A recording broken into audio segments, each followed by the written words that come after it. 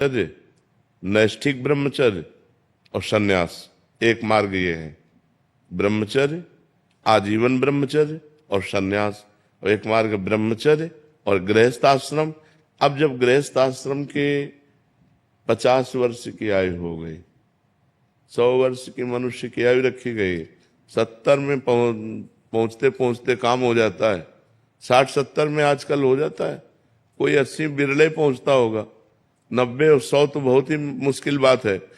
अब 50 वर्ष के बाद आदमी की हालत क्या होती है जो गृहस्थ में होता है, क्योंकि वो 25 वर्ष ब्रह्मचर्य नहीं रहा है। अगर आश्रम के अनुसार पूछो तो 25 वर्ष तक ब्रह्मचर्य रहना चाहिए, इसके बाद ब्याह होकर 25 वर्ष गृहस्थ आश्रम में रहना चाहिए, फिर वानप्रस्थ। तो चूंकि न्यू गड़बड़ है, 25 वर्ष ब्रह्मचर्य कहा, गर्लफ्रेंड बॉयफ्रेंड ब्रह्मचर्य, ब्रह्मचर्य कहाँ रह रहे हैं? तो 50 वर्ष पहुंचते पहुंचते ढेर हो जाते हैं।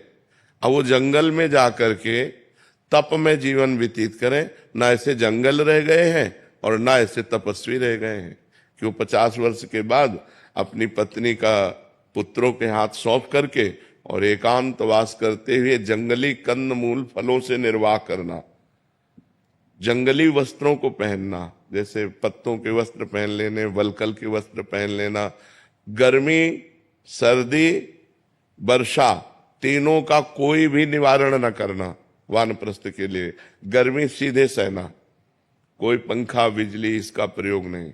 सर्दी सीधे सहना, कोई किसी भी तरह का सर्दी निवारण का नहीं, सीधे अंगों पे सहना। वर्षा पूरी सहना, और अगर ऐसा लगे कि अब हमारा शरीर काम नहीं कर रहा है तो उसको तप के द्वारा अपने प्राणों का त्याग कर देना। बहुत कठिन वानप्रस्थ होता है। अगर लगा कि अभी हमारा शरीर तपस्या कर सकता है तो सन्यास ले लेना, फिर सन्यास के द्वारा। अब तो वानप्रस्थ कौन रहता है? वानप्रस्थी कहाँ दिखाई देते हैं? वानप्रस्थी बड़ी तप, भूमि में ही शयन करना, नंगे पैर चलना, बड़ा कठिन तप में जीवन होता है।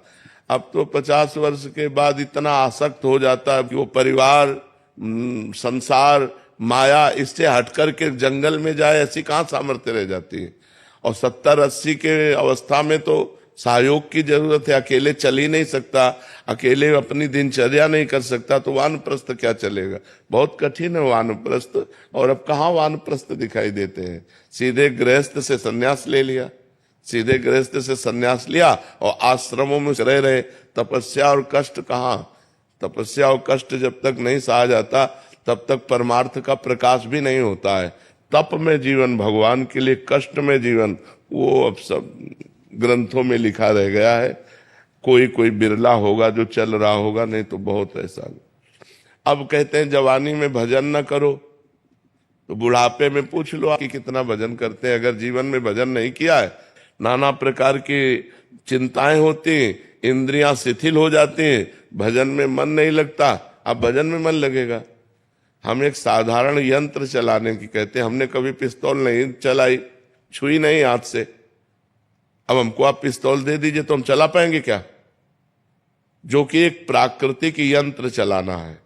मन को परमात्मा में लगाने का अभ्यास नहीं किया तो बुढ़ापे में लगा लोगे आप?